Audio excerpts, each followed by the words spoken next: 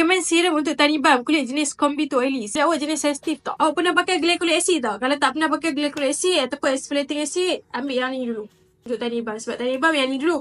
Tapi kalau dah pernah pakai, dah exfoliate je Syirah, dah buat double cleanse, dah hydration product, tani balm dah ada juga. Macam mana ni Syirah? Tani balm pun ada, kadang macam pori tersumbat pun ada. Macam mana? Ambil ingredient ni yang ada dalam produk ni sebagai alternatif. Apa beza yang ni? Yang ni dia ada potensi purging. Bila purging, dia ada juga potensi irritate. Lepas tu, macam mana cara nak bagi boleh pakai yang ni? Awak kena belajar memahami bina rutin. Bina rutin yang ni. So, proses dia, kalau awak willing to buat benda ni, awak akan dapat lebih banyak manfaat. Ini guide dia untuk bina rutin. Lepas tu, kalau awak okey, tak ada masalah nak tengok balik apa yang saya pakai. Saya nak try balik kalau ada alternatif lain untuk selesaikan isu tani balm ni. Kalau tak jadi juga Cica, baru saya bina rutin. Okay. Don't worry, ada satu ingredient yang sifat dia boleh exfoliate. Tapi dia mild exfoliate. Bila dia mild exfoliate, dia kurang potensi irritate.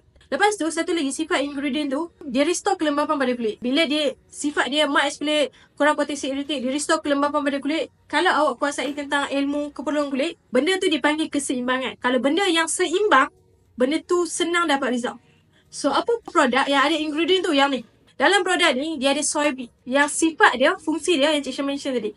Mild exfoliate, less irritating. Lepas tu, dia restore kelembapan pada kulit.